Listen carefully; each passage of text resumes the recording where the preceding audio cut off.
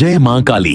दोस्तों, आज मैं आपको एक ऐसे मंदिर की सच्ची कहानी सुनाने जा रहा हूं जहां हर रोज होते हैं वो चमत्कार जो आज के विज्ञान के लिए भी अब तक एक रहस्य है।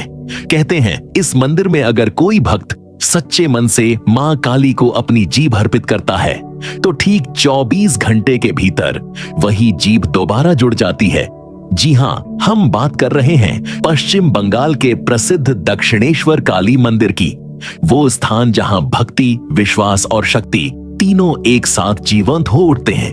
अगर आप भी मां काली में अटूट आस्था रखते हैं तो इस वीडियो को अंत तक जरूर देखिए। और अगर आपको हमारी बातें पसंद आईं तो वीडियो को लाइक करना मत भूलिएगा, क्योंकि आपका एक लाइक ही हमें और भी पवित्र सच्ची कहानियां आप तक पहुंचाने की प्रेरणा देता है।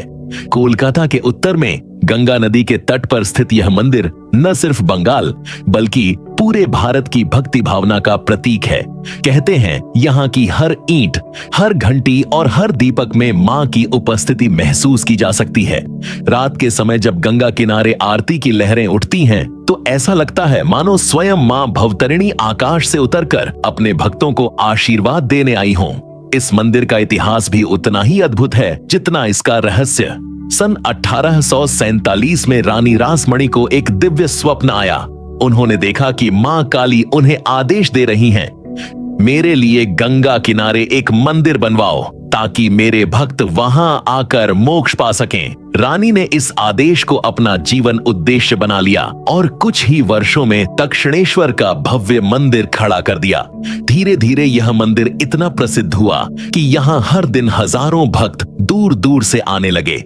कहा जाता है अगर कोई व्यक्ति मां के सामने सच्चे मन से प्रार्थना करे तो उसकी हर मनोकामना पूरी होती है। इसी मंदिर से जुड़ी है वो चमत्कारिक परंपरा जिसने इसे दुनिया भर में अलग पहचान दी, मां काली को जीभ अर्पण करने की परंपरा।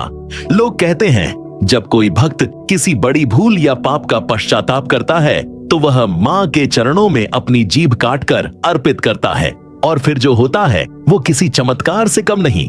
24 घंटे के भीतर उसकी जीभ वापस जुड़ जाती है, बिना किसी दवा या टांके के। कई लोगों ने इस घटना को अपनी आंखों से देखा है। किसी का विश्वास है ये मां की शक्ति है, तो कोई कहता है ये सिर्फ और सिर्फ सच्चे विश्वास की ऊर्जा है जो असंभव को संभव बना देती है। अगर आप इस वीडियो को अभी तक देख रहे हैं तो इसका मतलब है कि आप भी मां काली की शक्ति में विश्वास रखते हैं।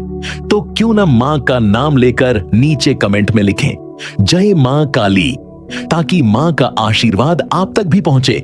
और हां, चैनल को सब्सक्राइब करना मत भूलिएगा ताकि अगली भक्ति भरी कहानियां सबसे पहले आप तक पहुंचे।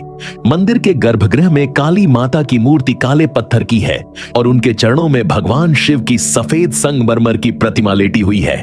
यह दृश्य प्रतीक है उस संतुलन का जो सृष्टि में हमेशा बना रहता है, विनाश और सृजन दोनों का।